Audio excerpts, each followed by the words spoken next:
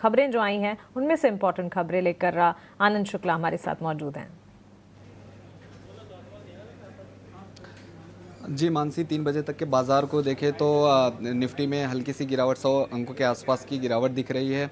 और जो सेक्टर सबसे ज़्यादा गिरा है वो है फार्मा का। अभी रिसेंटली न्यूज़ आई है कि राष्ट्रपति ट्रंप जो है वो फार्मा पे जल्द टैरिफ का ऐलान कर सकते हैं, और इसके चलते सभी 20 शेयरों में फार्मा की गिरावट देखने को हमें मिल रही है। सबसे ज़्यादा औरोबिंदो फार्मा में करीब 3.5% के आसपास, उसके अलावा लुपिन और सन फार्मा में भी 3% के आसपास की गिरावट देखने को मिल रही है। इसके अलावा बात कर लें कि वॉल्यूम कहाँ ज़्यादा देखने को मिल रहा है। बाजार में भले गिरावट देखने को मिल रही है, लेकिन आईटी शेयरों में तेज़ी देखने को मिल रही है। और आईटी से हैप्पीएस्ट माइंड का जो शेयर है वो करीब 9 से 10% ऊपर कारोबार कर रहा है। यहाँ जो है वॉल्यूम से करीब करीब औसत से करीब करीब 40 गुना ज़्यादा वॉल्यूम देखने को मिल रहा है। इसके अलावा नवीन फ्लोरिन की बात करें तो जेफरीज की बुलिश रिपोर्ट आई है, खरीदारी की राय दी थी। इसी के चलते जो है यहाँ भी औसत से 7 गुना ज़्यादा वॉल्यूम देखने को मिल रहा है नवीन फ्लोरिन के भी शेयर में। जो एंटरटेनमेंट की तरफ से वारंट जारी कर कंपनी फंड जुटाएगी, ऐसी खबर आई थी। और यहाँ भी वॉल्यूम से करीब 3 गुना ज़्यादा, औसत से करीब 3 गुना ज़्यादा वॉल्यूम देखने को मिल रहा है। सीमेंस पर एक खबर है जहाँ company national high speed rail से 4100 करोड़ का कंपनी को ऑर्डर मिला हुआ है। और ये जो ऑर्डर है वो एडवांस सिग्नल और टेलीकम्युनिकेशन टेक्नोलॉजी के लिए कंपनी को मिला है। इसी के चलते शेयर में करीब करीब 2% की तेज़ी देखने को मिल रही है। इसके अलावा टीवीएस मोटर की बात करें तो टीवीएस मोटर को ने इंडोनेशिया में इलेक्ट्रिक स्कूटर आई क्यूब लॉन्च किया है, और जो इसकी शुरुआती कीमत रखी है वो रखी है 1,58,000 के आसपास। और शेयर निचले स्तर से रिकवरी करने की कोशिश कर रहा है। अंत में एक ब्रोकरेज रिपोर्ट की बात कर लेते हैं, जहां टाटा मोटर्स पर नुआमा की ब्रोकरेज रिपोर्ट आई है। नुआमा ने रिड्यूस की रेटिंग दी है और लक्ष्य 670 रुपये का दिया है। इसके पहले हमने देखा था कि मैनेजमेंट ने जेएलआर एबिट मार्जिन के लिए गाइडेंस 10% का दिया था, लेकिन बाद में उसे घटा दिया था। इसी के चलते शेयर में लगातार दूसरे दिन दबाव देखने को हमें मिल रहा है।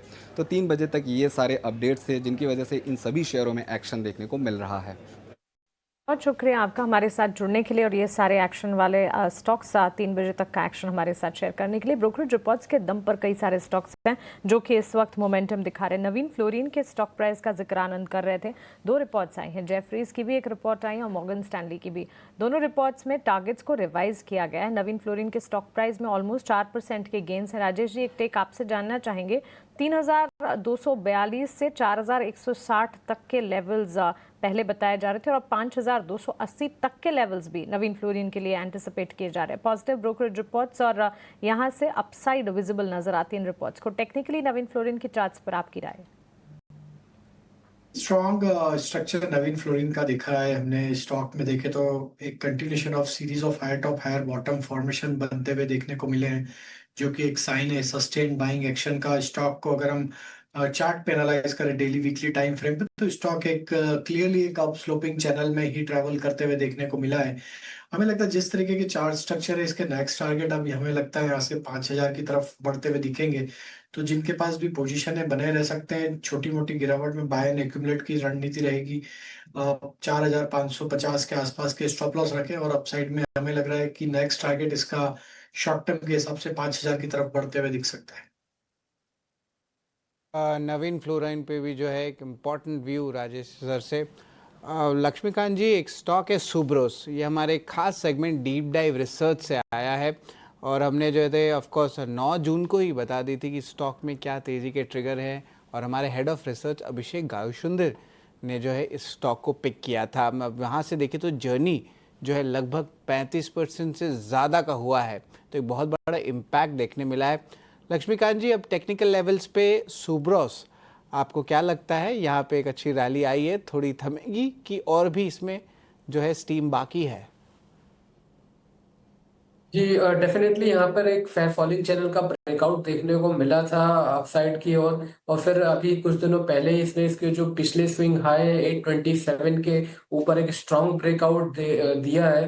तो ओवरऑल स्ट्रक्चर अभी भी बुलिश नजर आ रहा है। बट अगर आज के सत्र में देखें तो डेली के चार्ट्स पर यहाँ पे एक डोजी कैंडल पैटर्न बनता हुआ दिखाई दे रहा है, जो कि एक टफ फाइट बताता है बिटवीन बुल्स एंड बेयर्स। तो मुझे लगता है कि बाय ऑन डिप्स की रणनीति के साथ यहाँ पर हम बाय करके चल सकते हैं। अगर ये स्टॉक हमें फिर से अराउंड 970 980 के पास मिलता है, तो वहां से अगर फिर से एक रिवर्सल काइंड ऑफ फॉर्मेशन हम बनते हुए देखेंगे तो फिर वहां पर हम एक बाइंग पोजीशन ली जा सकती है। और जो फिर अपसाइड के मूव हमें दोबारा से 1100 तक के दिखाई देंगे, उस दौरान जो स्टॉप लॉस बनता हुआ नजर आ रहा है वो बनता हुआ नजर आ रहा है 950 के आसपास। तो वहां से ही रिस्क रिवॉर्ड रेशियो फेवरेबल रहेंगे। अदरवाइज करंट से मुझे लगता है कि ऑलरेडी काफी स्टॉक ये जो लेवल्स है वो स्ट्रेच हो चुके हैं। अगर निचले स्तर पर मिलता है तो फिर हमें बाइंग करके चलना चाहिए सुब्रोस में। बाय ऑन डिप्स की जो है रणनीति है, और ऑफ कोर्स हमने जो है एसेट मैनेजमेंट कंपनीज में भी जो है देखा, लाइफ इंश्योरेंस कंपनीज देखा कि बीएफएसआई स्पेस में यहाँ पे मूवमेंट देखने मिल रहा है। निफ्टी बैंक से एक बैंक है जो ऑफ कोर्स पॉजिटिव में है, कोशिश कर रही है रिकवरी करने के हरे निशान में, वो है एक्सिस बैंक।